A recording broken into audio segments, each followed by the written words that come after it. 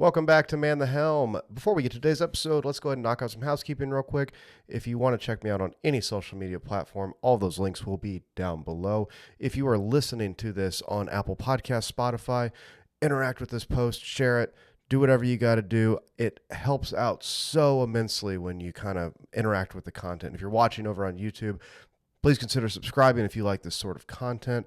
All of that being said, check out any of the links that I have down below for Stringjoy, any other affiliate links. That helps me out greatly as well. But the biggest and free way, like I said in the beginning, just share this podcast with a friend. That goes so much further than anything else, and I greatly appreciate it. If you'd like to check out the Patreon, that will be linked down below as well. But enough of all this. Let's get to today's episode.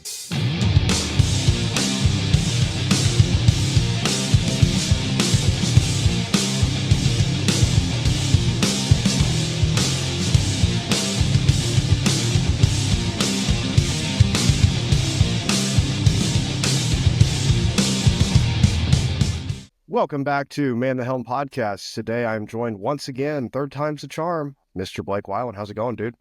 Oh, just podcasting. Podcasting it up.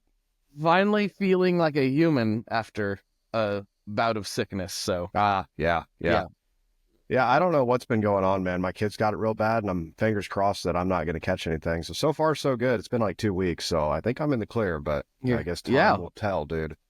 Yep. I don't know. I guess I got You send them back to school, right? You send them back to school, and that's where the germs... Oh, yeah.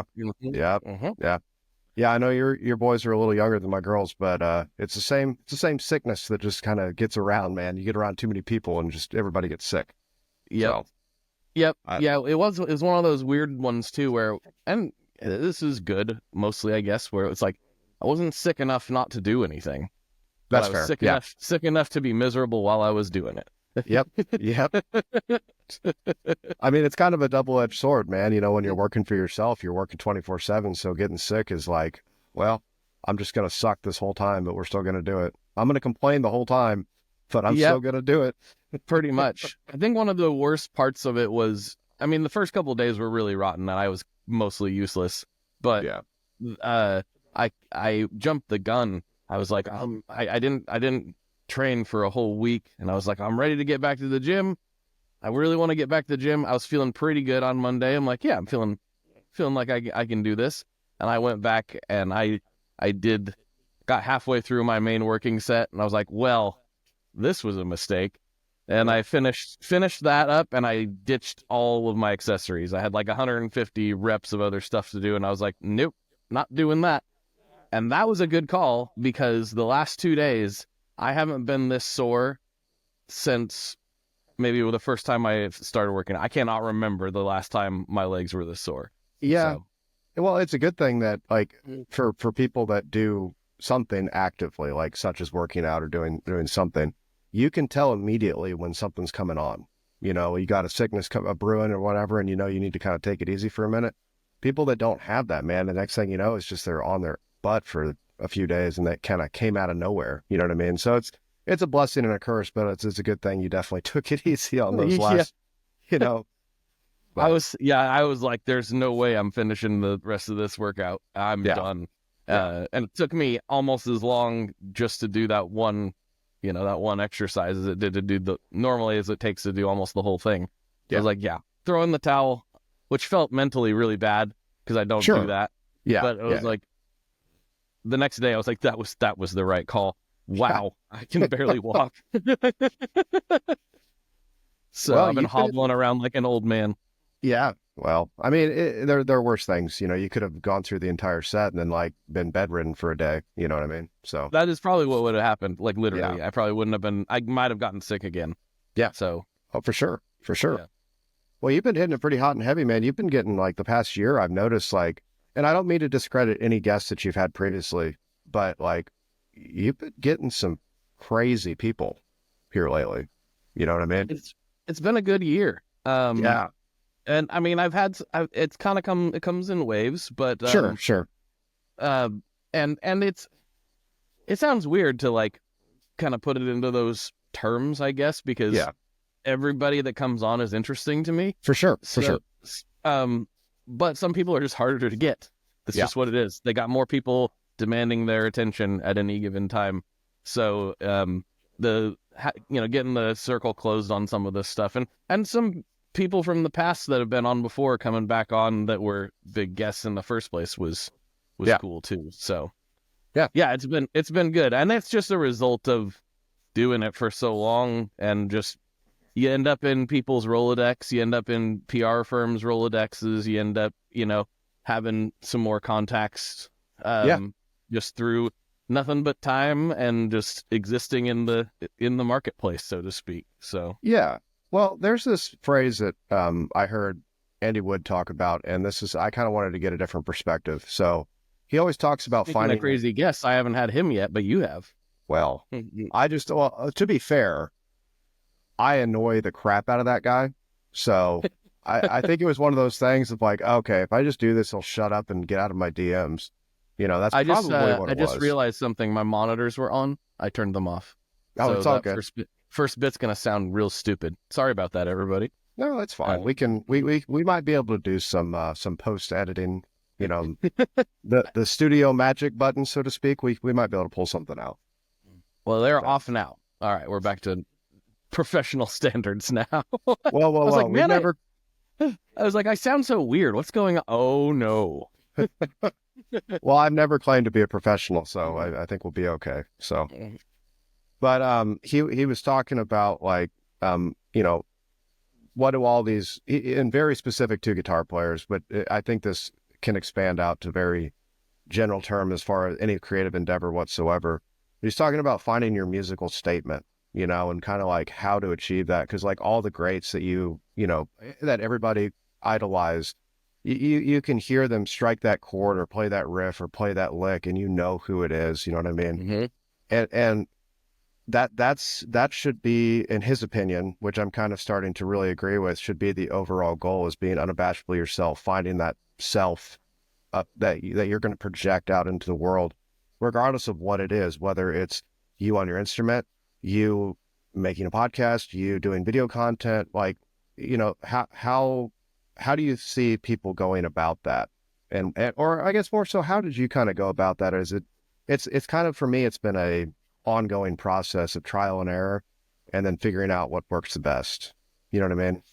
Yeah, for me, I mean, I pretty much have kept it the same as far as my presentation, mostly the whole time. It was in the early days, the very early days, I didn't really know what I was doing.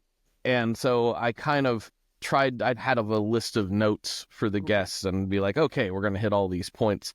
And that kind of worked, but I found myself distracted by the notes, like needing to hit the note and letting the notes dictate the conversation, which is not how I would talk to somebody in real life. Exactly. And I didn't want it to be any different than talking to somebody in real life. So I try to just keep it that way. Now, obviously, when you have a microphone and you're doing a recorded format, it is a different conversation than what you would do joking around in your backyard. Sure. But I try to keep that same kind of vibe where it's like, you're sitting around the table with your buddy and you're just more cognizant of talking over each other, basically. Right. Well, you can tell, I mean, I'm sure you've experienced it quite a lot too. Sometimes you have guests that you got to kind of warm up a little bit, you know what I mean? Yeah.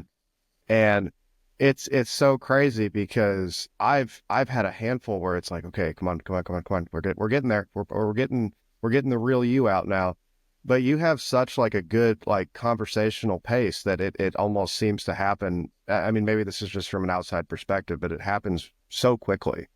And by the Patreon, you guys, it does sound like you guys are just two friends, hanging out in your backyard at that point, Yeah, I don't know exactly what that is for sure. It certainly is. It's intentional, but I'm not quite sure how I do it, if that makes any sense. Okay. It's a little bit of just part of my personality.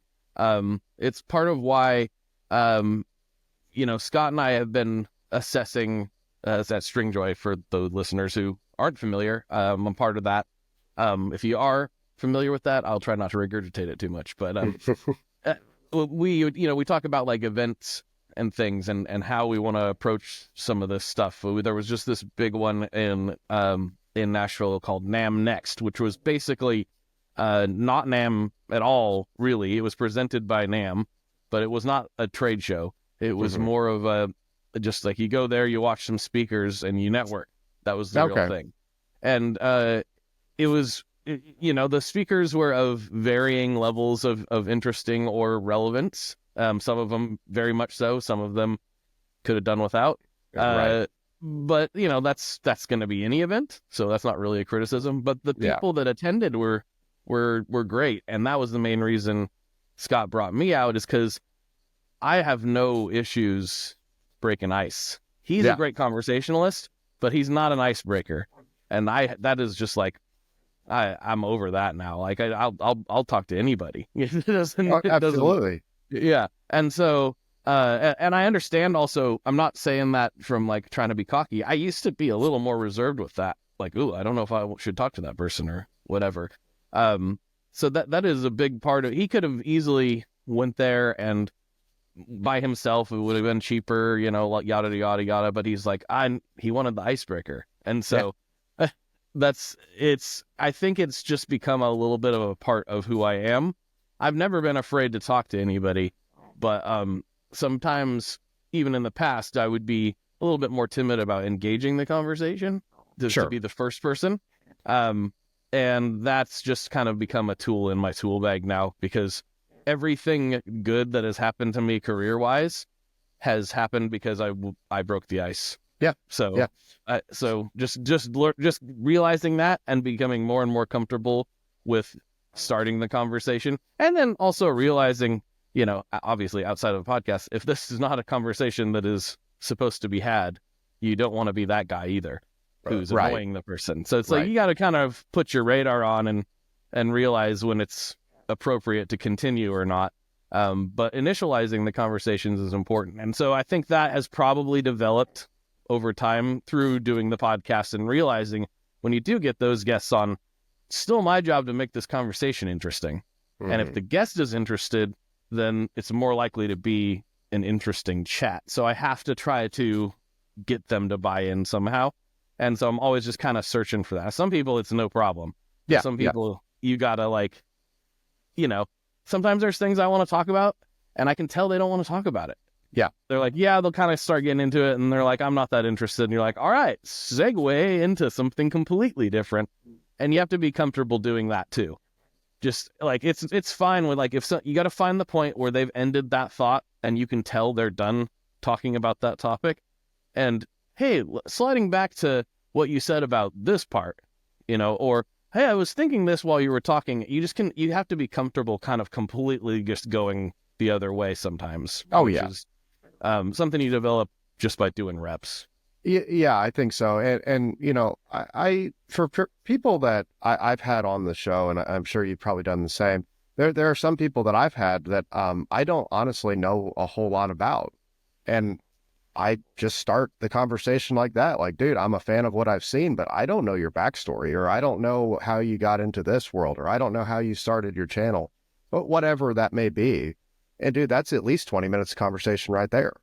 You know, and then 100%. we can just segue off of wherever we go from there. So like, that's one of the easiest ways to do it. And even in person, you know what I mean? Like, I've been to a handful of like the Amigos guitar shows and stuff like that, and be like, I'm a pretty reserved person most of the time. I don't like to interrupt people. I don't like to get in people's way, especially if they're working, at like one of the booths or something like that. Like, last thing I want to do is be one of those guys that's just like, oh man, I love your stuff, you should do that. You know what I mean? Fanboying out and all that stuff. But it's taking that approach to it. It's like, especially someone like myself that is still relatively ignorant to the gear world, going to a trade show like that. It's like, dude, I've never seen this before. What are you guys about? What do you do? Bam, we're in. You know what I mean? Yeah. It's not that big of a deal. And even if you are someone that is really deep in the gear world, kind of having that step back and like maybe treat that, if you're trying to go talk to those guys or girls or whoever's running those booths or wherever you're at, take that step back and be like, man, I've never even thought of anything like this. How did you guys come up with this idea? It's an easy icebreaker. It does get a little intimidating, dude. When I went to Woodshed and I'm surrounded by these like legacy guitar players, dude, I was so intimidated. for some stupid reason. You know what I mean? Because at the end of the day, they're just guys that play guitar, but they're those guys that play guitar. They're the guys that play guitar. They're the guitarists. Yeah. Yeah. But at the same time, though, too, I also made a conscious decision when I was going out there. It's like, I'm going to take a step back. I'm not going to fanboy out. These guys are still working while they're here. Like, they're running around like crazy. I don't need to be that guy. You know, there will be plenty of opportunities to, you know, sit down next to them and eat breakfast or whatever and just, you know, say, hey, how's it going? Which I think that's like the biggest thing that I've kind of realized over these past couple of years is just really treating everything, like you said, as conversational, as friendly as possible, and try not to be that weirdo, you know, because they get plenty of that stuff all the time anyway. So I'm sure it happened to them a few times, and maybe at the woodshed too. I'm sure. You know, it's I get it. You know, you're meeting, especially when you're not used to meeting people that you really look up to. When it's like it's not a part of your daily routine. It's not for most people. It's become routine for me, and I'm very, very fortunate with that. But so I'm used to it, and I think I've really genuinely got that out of my system. Internally, I can feel however I want to feel, but I think externally, I'm pretty good at just playing it normal, which is what everybody wants. You know, like if someday I get to meet Dave Grohl internally, I'm gonna be like, "Whoa, this is crazy," but like I'll be like, "What's up, Dave?" Like it'll be fine. Yeah. You know, I'm not going to treat him like we know each other, obviously, but and I'm not saying it'll ever happen, but I'm just, you know, using that as an example of somebody that would be kind of mind blowing. But I'm pretty sure I could play it cool as a cucumber at this point. And I understand I couldn't have done that as a teenager. No. I couldn't have done, even in my early 20s, probably couldn't have done that. Like, so it's a weird, you know, you don't want to be that guy. Yet we all have the capacity to be that guy, so you got to rein them in. Yeah. You got to definitely make sure that you pull back every once in a while, to say the very least. Yes, because you want them to remember you, but for the right reasons. Yeah. Well, and the other thing too, I thought it was absolutely hilarious. And of all the people to get mildly irritated with this was my wife. So, a handful of times when I was talking to Andy, it was so funny because he didn't realize that he'd been on the podcast before, and he didn't remember. It's not that big of a deal. That dude is so insanely busy that I'm not worried about it. You know what I mean? Yeah. But that was the first thing that my wife was like, "Oh yeah, did you guys talk about the podcast?" I said, "No, not really. I just think he thought I was just another guy. You know, no big deal." And man, it was so funny because I hopped on one of his live streams and he remembered then or something, and it was hilarious. It's all good, man. Like, I've never taken that like personally, you know. These guys and girls that are doing this for a living are working so much, you know what I mean? And they have so many casual interactions with so many people. There's no way that these guys and girls can remember who you are.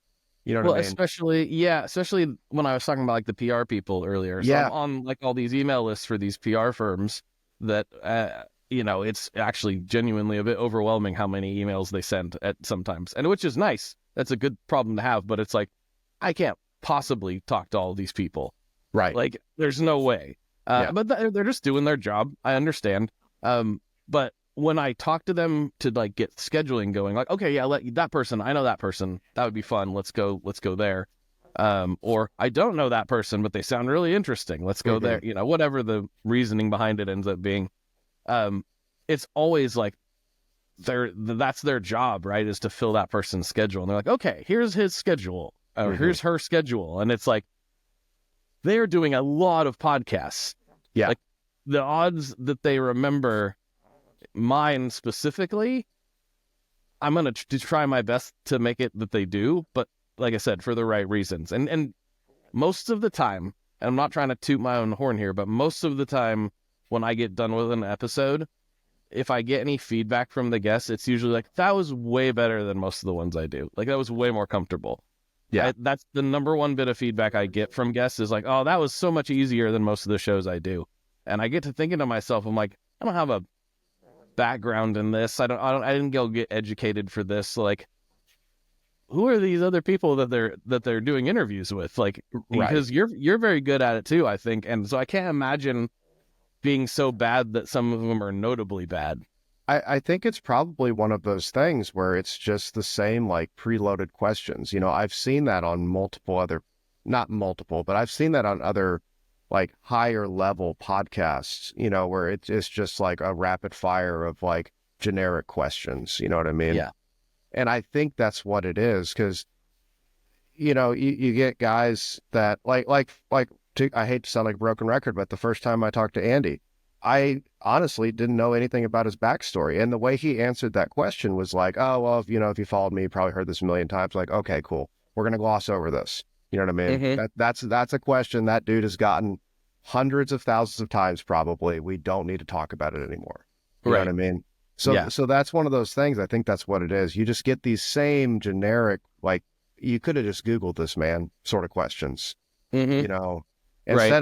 instead of talking like we're talking conversationally, like, oh, that's really interesting. Why did you approach it this way? I want to know the why as to what how this happened and why you determined to do that, instead of just saying, well, that's cool. And then next question, Right. Yeah. Yeah. It is nice to have some sort of response. I mean, again, sometimes you notice that they're done with that, and so you Yep. don't want to elaborate too much more on it. But it is that probably is what you're talking about, though. It's the preloaded questions. Tell me about your new record, and then they like turn off their brain while the person promotes their new record, and Yep. it's the reason why I don't ask about that specifically. I know a lot of the artists that are coming on to promote a record, or Yeah. a book or something that they're doing. That totally makes sense. I get it. That's why I don't ask them specifically what they want to promote. Mhm. When I'm at the end and I get to those final questions, that's why I like to let them just say whatever they want to say. Yeah. Because sometimes they don't even end up promoting anything, and maybe their PR firm gets mad at them. I don't know, but like, I'm like, hey, I don't want to be the same interview you've done 1,000 times. It's just not. It's not. Why? Yeah. What's the point? Yeah. What value am I adding to it if I can't create a new conversation to a degree? Yeah. And I know we've talked about that part before too. And that's another thing that has really, here we go. You ready for the good buzzword? Have helped elevate me to a higher standard.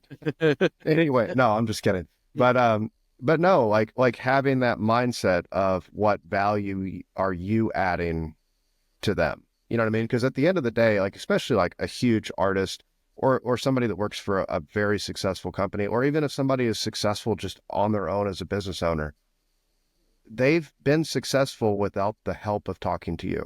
You know what I mean? Right. Like Mhm. that's the mindset. It's what can I do to make your time that you're giving me valuable back to you? Yeah. Because if you don't try to make that happen, there's going to be this like surface level kind of like weirdness that happens there. Like you're kind of going to get that like, man, why did I waste my time here? You know what I mean? Sort of idea. Now, I don't think anybody would ever say that, but it's going to be They might felt to in the conversation. their like spouse or their Sure. significant other, like, man, that was a waste of time. Right. Yeah. Now they're So- not going to publicly blast you on any like social media or anything, most likely. No. But at the same time, the likelihood of you getting in that, proverbial Rolodex with them is probably pretty low at that point. You know what I mean? Yeah, that's that is, with a lot of these people that I've looked up to and gotten the chance to talk to, the amount of times we end up exchanging phone numbers at the end of it is like shocking. Yeah. Yeah. And that's not the intention. That's No. that's not what I'm trying to do. They're literally like, "Oh, dude, I want to send you this. What's your phone number? Like we talked about this thing. Let me send you the link or whatever it is." And it's like, "Whoa. Okay." Yeah. And I know they're just people. They're just Yeah. people like you and I, but they're people whose work you've admired for a long time. So it feels a little bit different. Yeah. But it happens with some regularity. And again, that's never the goal. It's just, it ends up happening. So Yeah. Well, the thing is that I still try to harp on, because I still have friends that look at from the outside in, and I try to explain to them like, dude, I don't really like, this isn't really anything right now. Like, it's growing, but it's not really anything like that you would be able to, bring up in conversation in musical areas, and people would be like, "Oh yeah, I know that guy. Oh yeah, I know. I've listened to the podcast." You know what I mean? Like there are pockets of it starting to pop up here and there, which I'm extremely grateful for. But it's a thing where it's the ultimate get in what you put in scenario right now. You know what I mean? Like you're putting in the work, and that's what ends up happening after, you know, a couple of years of you really pushing hard. That's when the payoff happens. You meet people, you get, you know, phone numbers of people that you weren't expecting.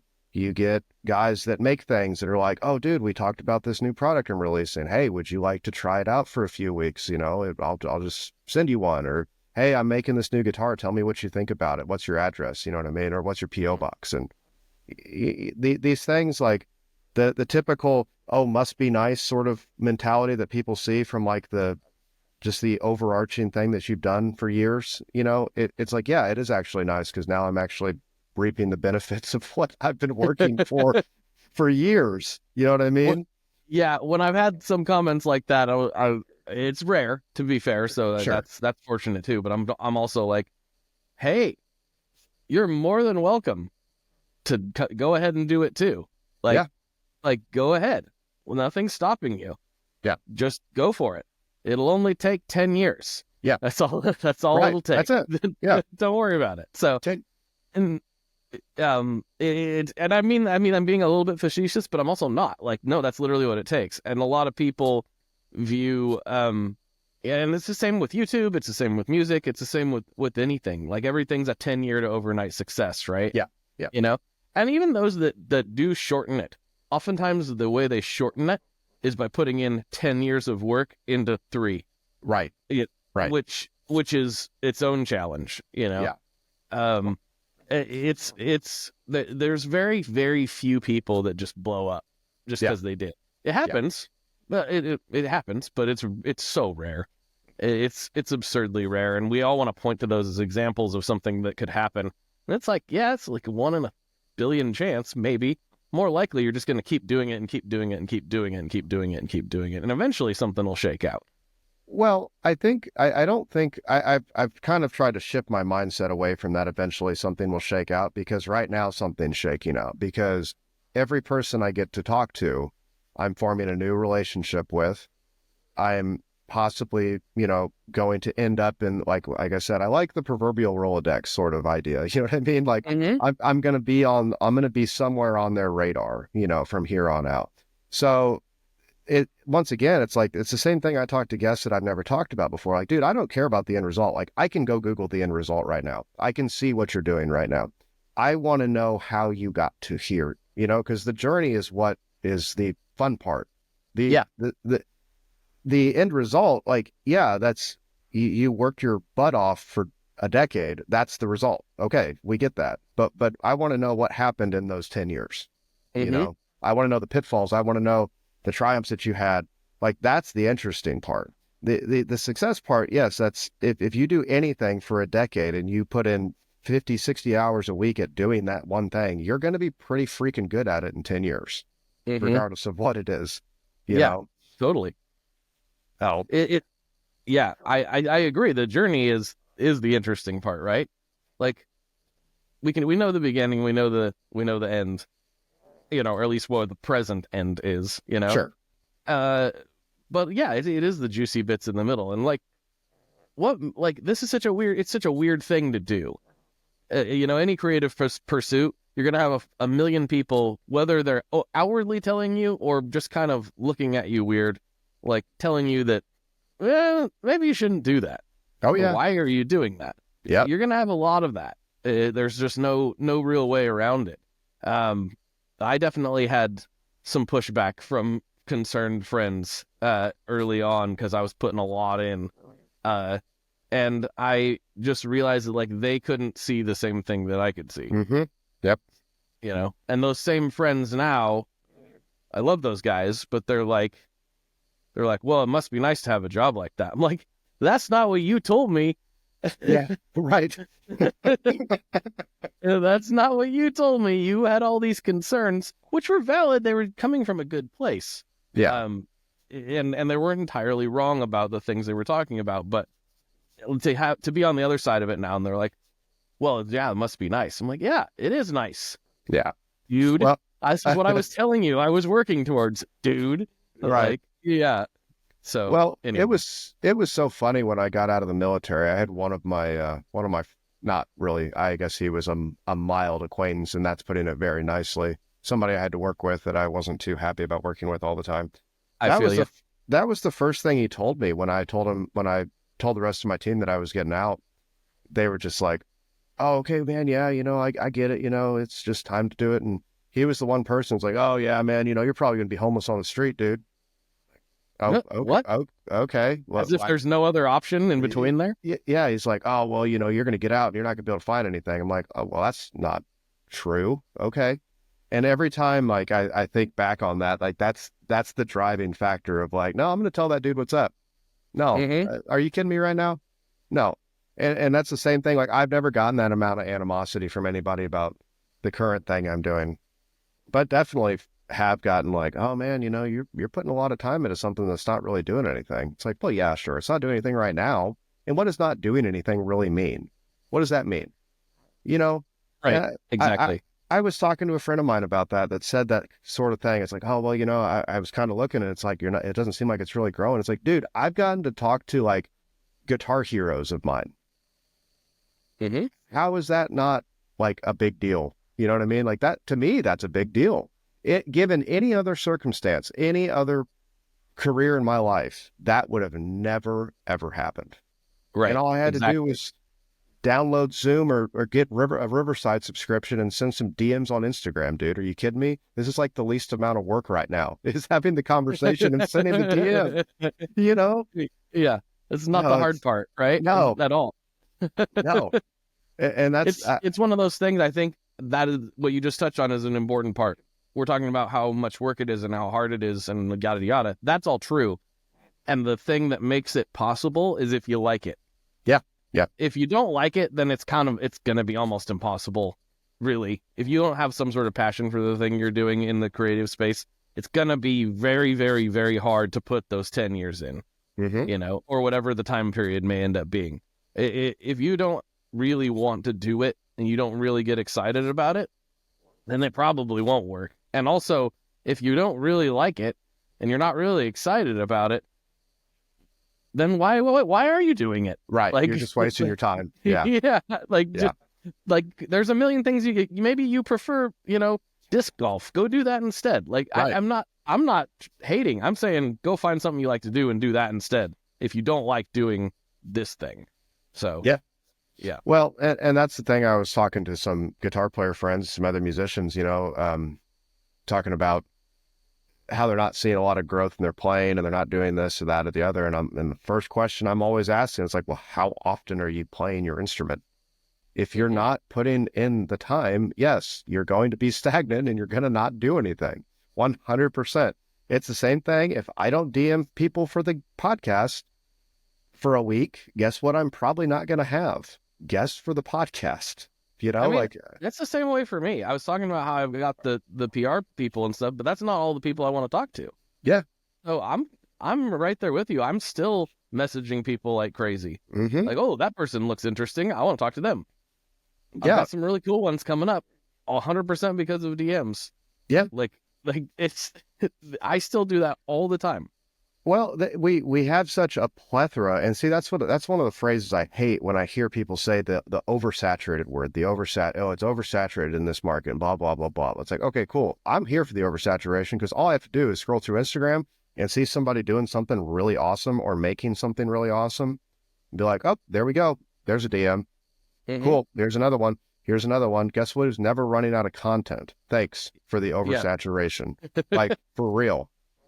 Well, and in the podcast space, that's talked about a lot, that it's oversaturated. And I understand what they're saying, but what a lot of people miss out on, and I say this a lot on other shows and on mine, but like, I can't remember the exact stats. There's something like 3 million podcasts in the Apple Index or something like that. Yeah, yeah.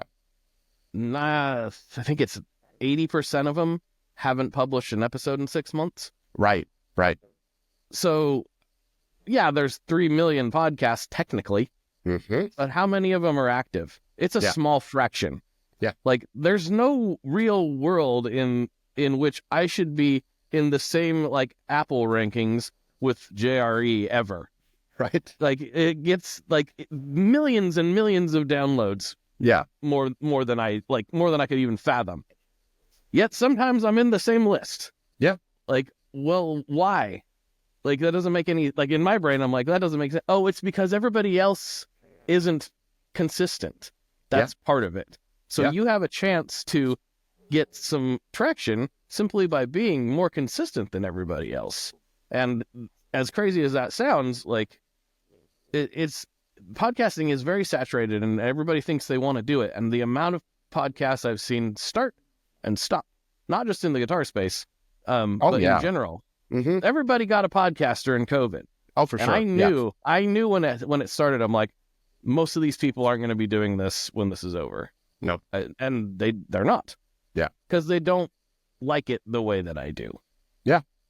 Well, and the consistency aspect of the creative side, I mean, that's the only way you're gonna really be, if the goal is, okay, let's say you found something you love, and this is what you want to do. That's the only way you're going to grow in this current, technological age of social media that we live in, is consistent posting, regardless of what it is, whether it's YouTube, whether it's, I mean, something even as small as TikTok or Instagram. I know people like to say Instagram's dead and all that stuff.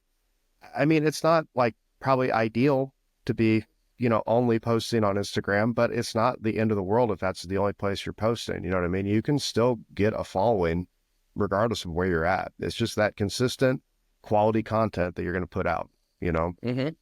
Yep.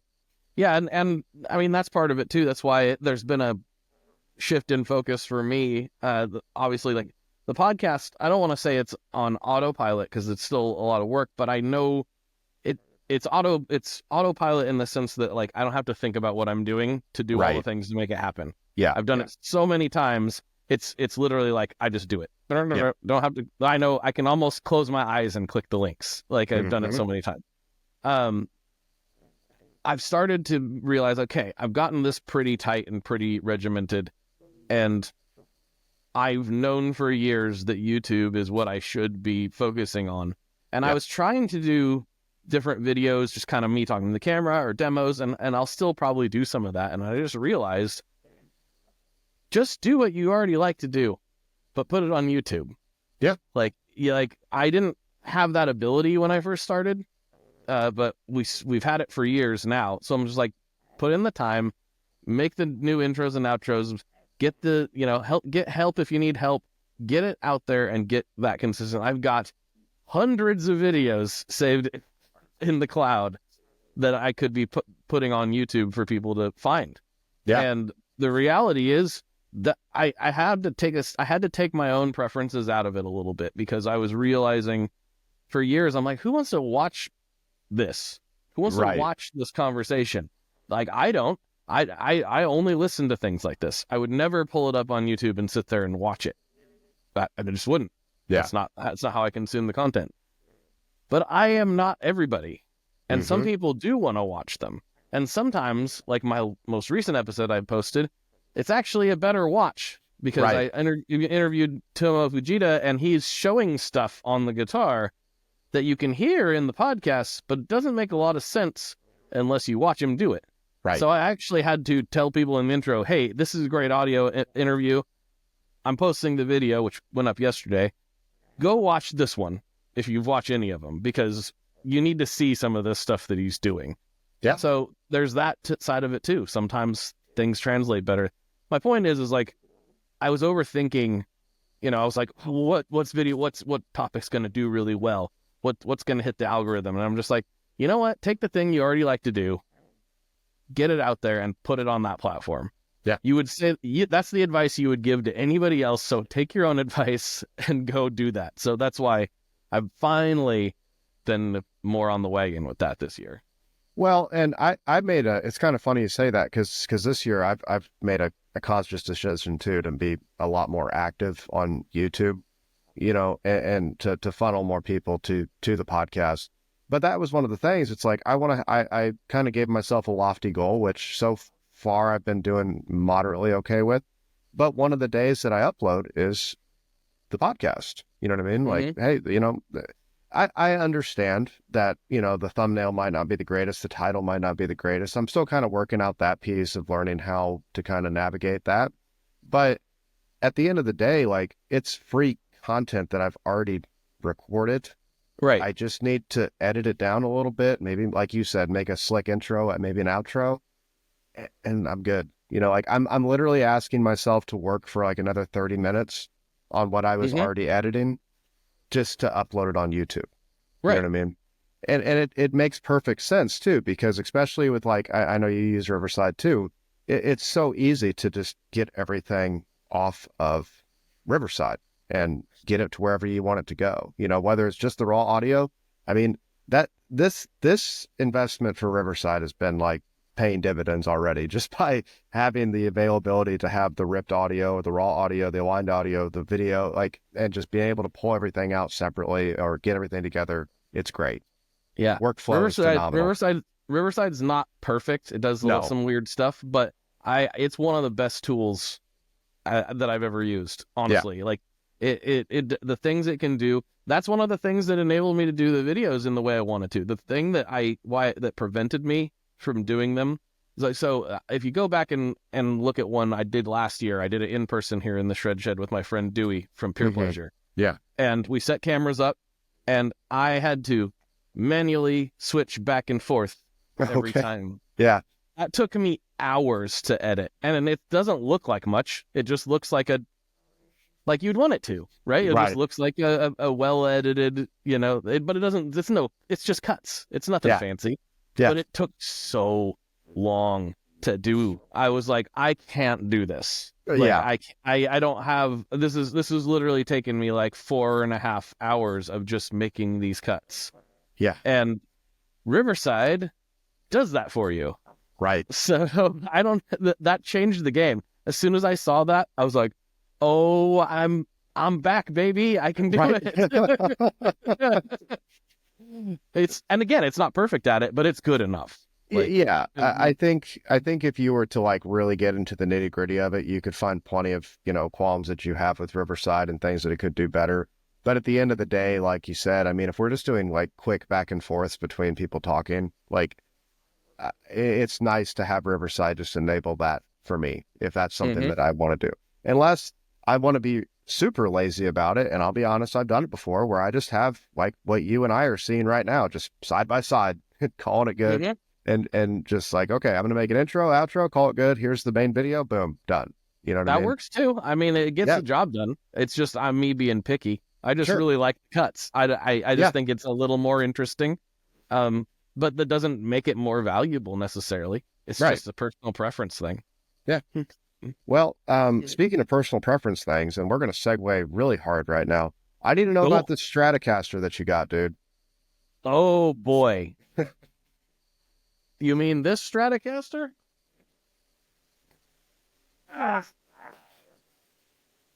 Woo, here it is. Oh, sick. Look at that. Yeah, so I have said this on my podcast and in various places on the internet for a long time that I'm not a Strat guy. Yeah. And that still holds. I'm generally not a Strat guy. Not because I don't like how they sound. They play a little bit, they play nice, but I'm used to a Les Paul, so it's a very different world. Right. As ergonomic as they are designed to be, I love Les Pauls, so that's more comfortable for me. It just is, even though it's probably not for most people. And aesthetically, Strats have never been my favorite. Yeah. Like they're and I know this sounds ridiculous as a guy who plays a Les Paul, but to me, you look up guitar in the dictionary and it's going to be a picture of a Stratocaster. Like, oh, for sure. And that's good thing. And kind of like, for me being like a punk and everything, I'm just like, well, I want to do something slightly different, Right. But I've always said I really like these 1970s big headstock, black on black Strat or a white on white Strat with a rosewood board. I prefer the black on black, but I also like the white on white. And I thought I was going to have to shell out. If I ever did find one I really liked, I thought I was going to have to shell out for a 1970s example of that to get those specs. Right. What I didn't know was that Fender made a Squier version in Japan in the 80s, and the Japanese Squiers are very highly regarded because they're the same guitars as the Japanese Fenders. So they basically made these to so a lot of people don't know this. Squire's name actually comes from VC Squier, which was a string company. Of A all lot things, of people right? don't know that. Yeah, it was a string company. So Fender acquired them and ended up closing that down at some point. So they had this Squier name, and they made it to combat all of the knockoffs that were coming out of Japan and other places at the time. So they made these guitars, and they're really, really good. And if you look up, Japanese Squiers online, you'll find they kind of have a cult following. But the great thing about it is, even though it's the same guitar basically as a Japanese Fender logoed headstock, Right. they're significantly cheaper still. And Yeah. So this one popped up at one of my local favorite stores, Hank's Music Exchange, for $450. Too easy. And I was Shut like, up and give me done. I'm on my way. I'll be right there. And honestly, this is a fantastic Strat. Like, Yeah. Hank almost kept it for his personal stash. He was like really close to. He's like, I don't know if I want to sell this one. This one's really cool. And I showed up, and everyone's like, "Oh, you got the Strat!" Like, I was like, "This is my first Strat." They were like, "This is the best first Strat you could have got." Like, Absolutely. so, yeah, I love it. And this is the funny part. I brought it home. I'm gonna have to take another step out of the camera for just a No, you're second. good. I'll show you something else.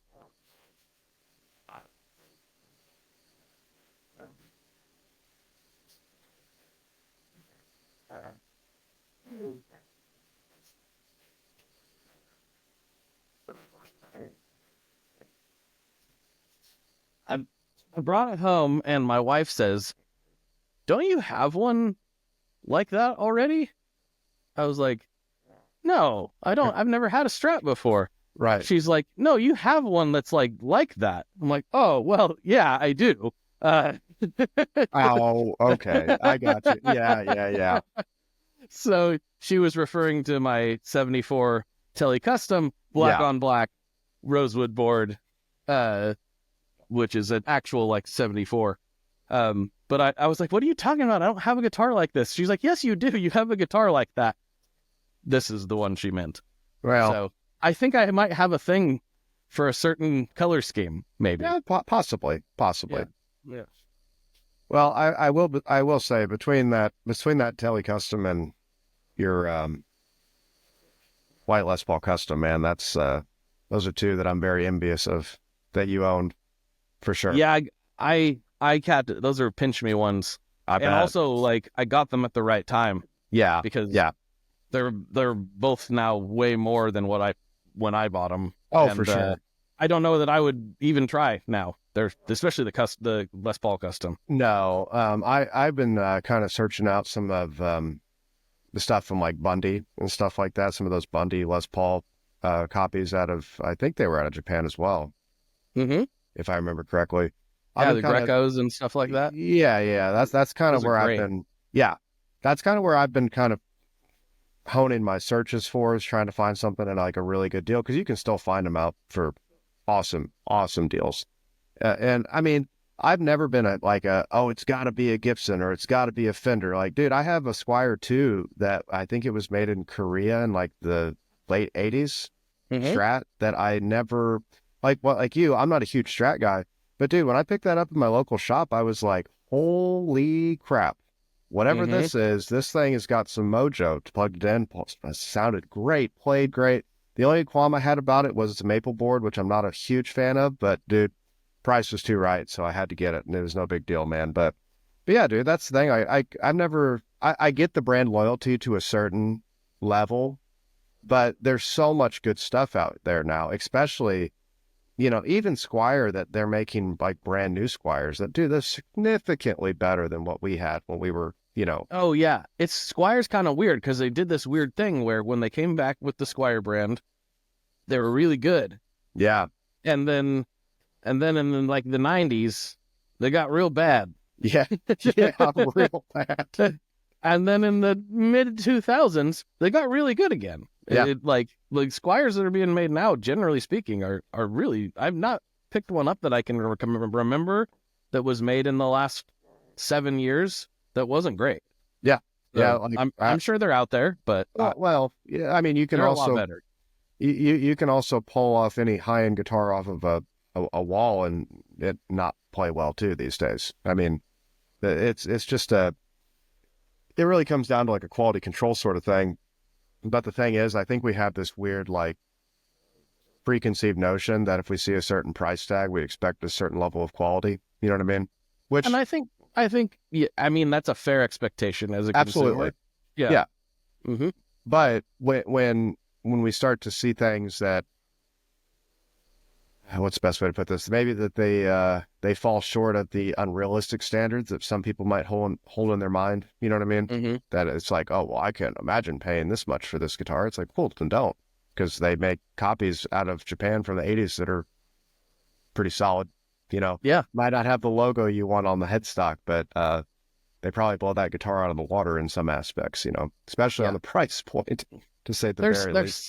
There is something I have to admit though, like there is something about, I don't know, and maybe it's my affinity for Gibson, but like there is something about it saying Gibson on the headstock that irrationally, that it's totally irrational, but I'm like, I like to look over there and see that, and it doesn't mean that it's a better guitar. I just like to see it. Yeah. But I'm only willing to pay so much of a premium for it at the same time. Like my Les Paul Custom is the highest end Gibson that I have, but I did not pay current Les Paul Custom prices for it. Right. Like, right. I paid it was about $2,000, which was a fair chunk of change. That same guitar is $7,000 now. Yeah, exactly. Yeah. So yeah. Good luck trying to find those under $5. That. No, I can't do that. It's so weird as an enthusiast of guitars and gear that I can't fathom, even if I was making gazillions of dollars, being like, $10,000 guitar? Yes, please. Maybe in my wildest fantasy when I win the lottery, maybe I'll have that problem to try to contend with. But I just, there's so many guitars under $4,000, and even $4,000 is pretty high, but there's so many guitars under $4,000 that are amazing instruments that it's really hard for me to justify going much above that price point. Well, and that's the thing. I know you probably know this, but listeners might not. Kevin Equitz let me borrow a handful of his guitars, and that's something I would pay that premium price for. A hand-built guitar that I know is going to be freaking awesome, and I can spec it out. And there are plenty of guys out there that are, these small luthiers that are making these custom builds for guys. You just got to kind of search them out. But that's the point where I would spend a good chunk of change. You know what I mean? Yeah. Where I'm having a personal one-on-one, like, hey, this is what I want. This is how I want it. What are your suggestions as far as this, and this? And we're having a conversation, building this thing conceptually together. You know what I mean? And then having something that is mine and nobody else's, Yeah, and there's something too about understanding like the economies of scale there, and like if you buy a guitar from Kevin, I've got an Equitz, I love his work, but like you also know that's like that money is going to Kevin. Yeah, right. It's not going to Kevin and insert a range of investors or something here. Like it's going to Kevin. It's going to help him further what he wants to do. And that just feels better to me. Yeah. I'm not saying I don't buy guitars from big companies. I obviously do. Sure. But there's something. I also there's a reason I have a handful of builds like that is because I've always thought like if I'm going to spend extra on it, that's where I'd like to. That's the part of the industry I think needs more help. I guess. Yeah, if that makes any sense. For sure. Well, that I'm sure you've seen it because I know it's been floating around for quite a while. That Rayburn with the half horse circuit. Oh yeah. Oh man, I didn't know how to expect. I didn't expect that thing to be so freaking rad. You know what I mean? It's a good time. It is. Like the first time I plugged it in, like I met Kevin down in Nashville, and he was like, "Oh, hey, I have this Ashford and this Rayburn. You can, hang on to them for a little while." And then he kind of started talking about the specs of, the guitars, and he pulled out that Rayburn, and I saw the Pelican Noiseworks logo with Co's, name on it too. And I'm sitting there like looking at it, and he's like, "Oh yeah, this is it's got this fuzz circuit in here, and this is the control that I can't remember what that contour control actually did." But anyway, it made it like synthy almost, Mhm. And dude, I'm sitting here like, dude, I don't really like fuzz, but this is something rad, man. Like I haven't sat and played a guitar just straight into an amp for hours in a long time. Just Mhm. hearing everything I could get sonically out of that guitar. And something like that, like something is that's kind of a risky move for like a corporation to do like that. Like you wouldn't do that en masse. You know what I mean? That's something that somebody like Kevin's gonna do just because he can. Yeah. You know what Yeah. I mean? Like Yep. that's the sort of stuff that you can get from smaller builders, Mhm. And that half hour circuit is kind of a perfect fuzz for it. I remember years ago when Leon told me he was going to do that because the concept of the Pelotar, I had the bass concept for it, which was just like, you should Mhm. make it look like a Klon, but have a disgusting fuzz inside, which I thought was Right. just hilarious. Yeah. But then he took it and made it just so much more than it's a crazy usable pedal. But he told me like, oh yeah, I'm going to take the left side of the Pelotar and put it on its own. I was like, why? Like, you already have the Pelotar. Like, why? And once he busted it out and I actually got to play with it, I was like, oh, that's why. Yeah. Because this is one of the most versatile individual fuzz units that I've ever played. Yeah. And so it's a perfect fuzz to be a standalone in guitar fuzz because it can do so many different things with really simple controls. Yeah. So it's the perfect circuit for that. Well, and I also liked it too, because here lately, what I've been trying to do as a musician, as a guitar player, is really limit myself as far as what I'm using, even if it's like a basic scale shape or even just notes out of a scale, and that's going all the way to pedals. That's going to amps. Like I think when I limit myself, that's when I'm the most creative in that space.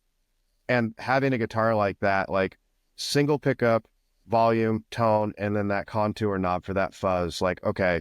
Could I theoretically, if I were to go play with a band, could I make this work in that capacity? And I think I figured out if I had some sort of clean boost to maybe amp up for solos and stuff, I could have done a gig with that guitar. It would have been kind of weird, but nonetheless could have done a gig with that guitar. You know what I mean? So that's the Right. kind of stuff that really like I loved.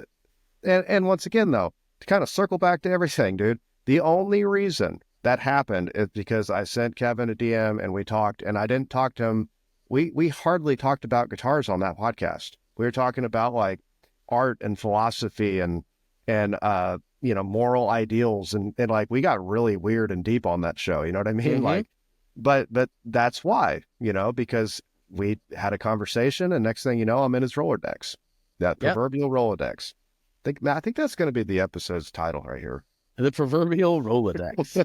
But no, legitimately though, like not to harp on that part too much, but I've said this in a few different spots, but I had a weird realization that shouldn't have taken me this long to have. But like maybe 3 years ago, I went and I was like, wait a minute, the podcast is not just the podcast.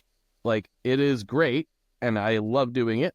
And it is a show that people listen to, but what I'm not assigning enough value to it in my brain was I was like, this thing has been a crazy networking tool, Fact. like crazy network because you get to talk to people, you get to go, hey, person I have no business talking to, would you like to come have a conversation with me for an hour at least? And they're like, sure, person I Right. don't know from the internet. And then maybe you become friends, or maybe you become like business associates, or maybe they know somebody that can help you with a specific thing you're working on, or whatever. Scott and I met because of the podcast, because of Instagram DM. Mm-hmm. He DM'd me to come on the podcast, and now he's one of the people I'm closest to. Like, Yeah. it's a crazy networking tool. What it allows you to do, because if you take the podcast part out of it and you just say, "Hey, dude, could I talk to you for an hour?" The answer is no. No, absolutely not, weirdo. Get out of my DMs. Yeah. But if you're like, "Can you come on my podcast?" which is the same question, just framed differently. It is. It's like, "Can I talk to you for an hour?" and everyone else is going to listen to it too, which is actually even weirder if you think about it. Dude, I have never thought about it that way, man. Yeah, I dissected it one night. I was like, what a crazy networking. Every good thing that I have career-wise comes from networking, and most of the networking has come through the podcast. Oh, 100%. Yeah. So, I mean, you're getting direct feedback immediately, from the person that you have on the other side of the screen. You know what I mean? And usually I've noticed musicians or people in this field are pretty receptive to BS most of the time. Yep. Nope. Do we freeze? I think we're back. good. Yep. I think we're back. We're back. The last thing I heard was pretty receptive. That's the last thing I heard. Oh, okay. Yeah. Well, I was saying most people in this industry, regardless of what capacity they work in, are pretty receptive to the BS stuff that people try to pull on them. You know what I mean? Yeah.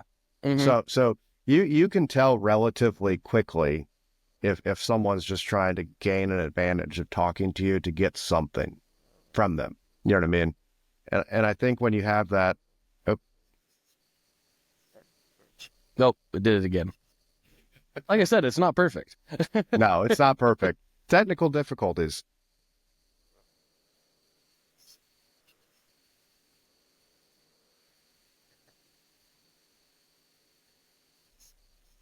All right. Are we smooth now? Maybe. I think so. My internet looks pretty good, so I don't know. Mine does too. That's weird. Yeah. But it's all good. No, but I mean, everybody can usually pick up on the BS. You know what I mean?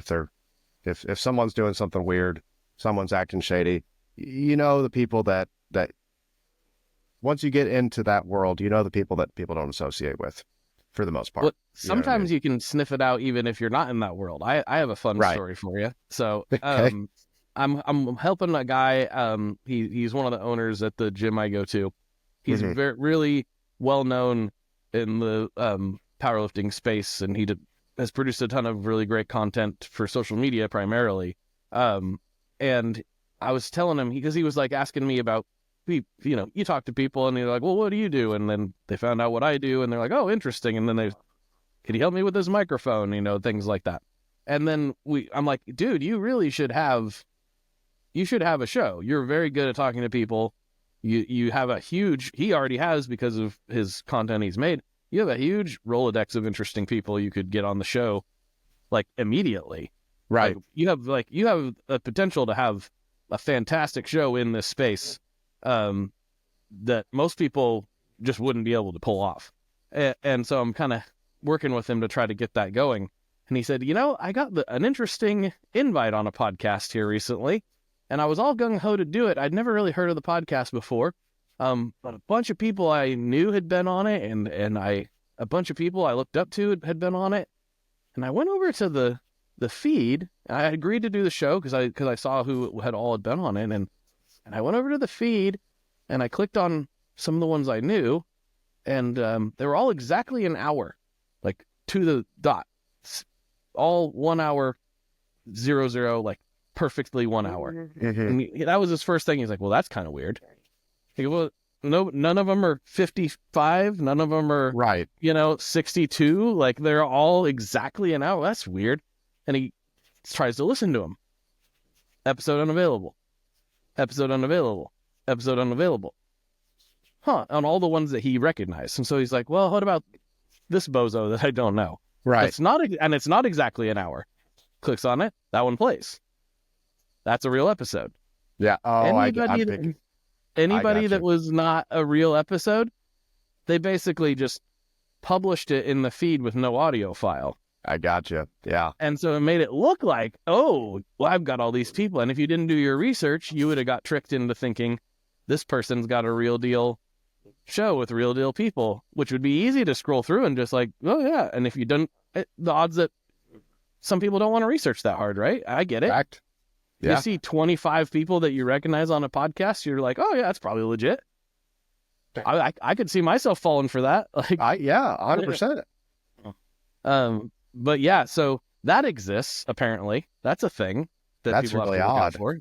Yeah, I don't think I've ever heard of that happening before. I kind of want to like. it was go- his hack to try to get high profile guests. No, yeah. I get that. It's Mhm. just I'm kind of curious. Like I want to dive in and waste the rest of my day like going through podcasts and seeing who all does this now. I mean, I'm sure it's not very many, but nonetheless, that's an interesting tactic to say the very least. Like, I don't know, man, because then I have to imagine that his conversation skills probably aren't that great if you're just doing that right off the rip. I mean, I could be wrong in assuming that, but I'd be a little upset, man, if I got tricked into something like that. He said, I'm not doing your show. Like, Absolutely. Yeah. Like, no thanks, but no thanks. I don't even know if he told him why. He was just like, nah, never mind, I'm not doing it now. Well, yeah. Yeah, Man, that is wild. Anyway. it's not something I would have even thought to do. No, my brain yeah, doesn't right. even go there. I'm like, what? Okay. Well, because then I would be scared to death if I did that. Somebody that's associated with, I don't know, some high profile person, saying like, well, you didn't get permission to talk to this person. Who are you? You know what I mean? Well, yeah, that's just the thing. How stupid. So your goal is to have a show with high profile guests on it. That's your goal, obviously. That's what you're trying to do. So you're going to fake having profile guests on it, or fake having high profile guests on it, so you can get high profile guests who eventually probably know each other at some point. Oh, yeah. And then you're like, oh, yeah, I saw you did so-and-so's podcast. I'm like, I did? I did? Yeah. Who? Oh, what? Right. Especially if it's like in the fitness space or the guitar space, or like these communities are all the same. That's one thing I've noticed too, getting more into that side of things. The same thing as the guitar world. Yeah. Every enthusiast community has like it's the same. It's the same across the board. I don't know how else to say it. It's like they all have their Josh Scott, they all have their Brian Wampler, they all have their, Rhett Scholes, and they all have their me's, and they all have like they all have like the fitness world has a ton of it, probably more actually than the guitar space, but it's very similar. I can't remember I had talked to my wife about possibly going to NAMM this year, and she had never heard of it before, and I was like, it's like a Comic-Con for guitar players. Yeah. That's essentially that's what it is. Imagine any space that rents out of conventions, or any area in whatever, it doesn't have to just be creative space. Any niche industry that rents out a convention center. That's what it is. Mm-hmm. You know what I mean? Yep. So you got SEMA, that's for cars. You got the SHOT Shows for guns. You got Comic-Con for there's gaming ones. There's all kind, like they all have a version of this. It's funny now, because now I want to go through like and find out who the Josh Scott is of every like niche industry. Yeah, they super exist. Make a compilation video of like a minute long clip. Yeah. Oh man, that's good, man. Yeah, since I'm like more again like just I'm not as into that world as I am in guitar, obviously, but sure, definitely a big part of my brain space, and I'm more of a. What's nice over there is I'm more of an enthusiast. Yeah, I don't have to be one of the people on the other side of the camera, so to speak. Like I don't have to be. I can be just a consumer of the media. Yeah, and it's just funny because like the guy I've been talking to, his name's Brandon, and he's like, I'm noticing that people are starting to recognize you in this space, not because you make anything in this space, but because you're in the comment section making some snide comment or something. They're like, who is this guy? Like, who's this guitar guy? What is he doing here? I'm like, it's something I'm actually genuinely into, so I'm engaging with it as a consumer.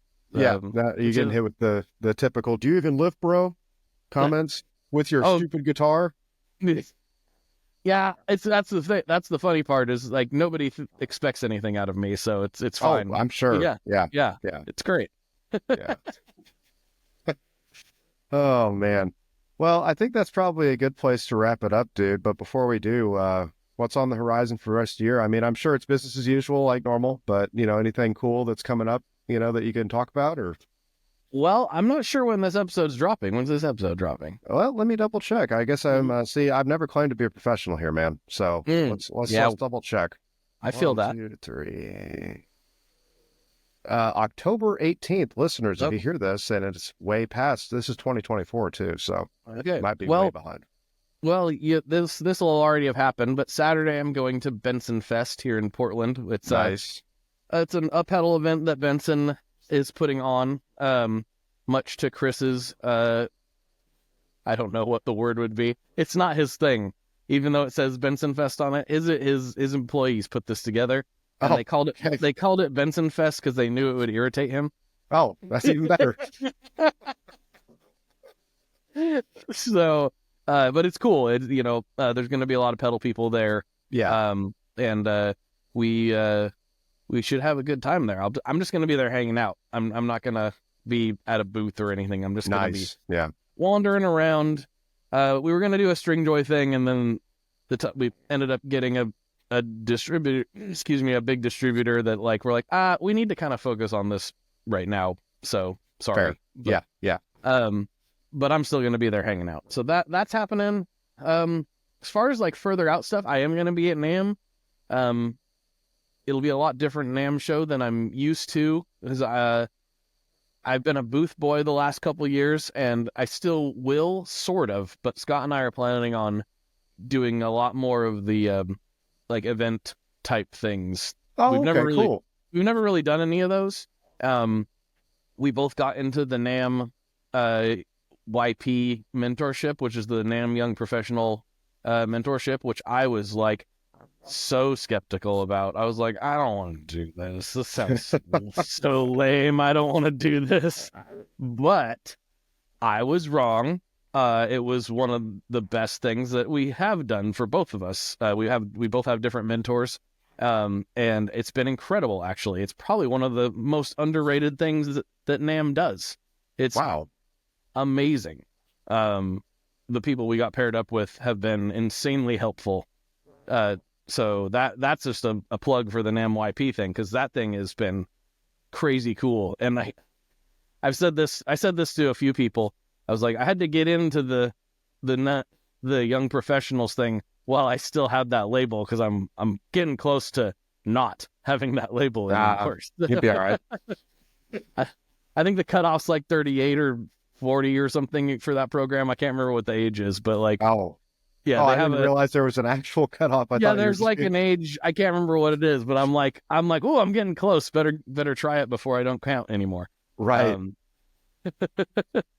So that's been a really cool thing, and so we're planning on attending some more of that type of stuff, which we've not traditionally done. So I will be there. I'm not sure how available I'll be, but I'll definitely be there. And then we've got some really fun String Joy stuff coming up, especially in December. Nice. We're doing something freaking rad all December that I'm so excited about. So pay attention to all that stuff, because it's going to be a lot of fun for everybody, I think. It's going to be really cool. And then, more of the same on the content side. Just keep doing the interviews, keep making memes, keep making demos, keep on keeping on. So, that's pretty much it. Awesome. Well, dude, I can't wait for December now, man. I'll let you know what's going on. I'll tell you when we hang out here. It's cool. You're good. Yeah. All right. Well, for Blake and for all of you guys, appreciate it, dude. And we will check you guys next week on Man the Helm Podcast. Later.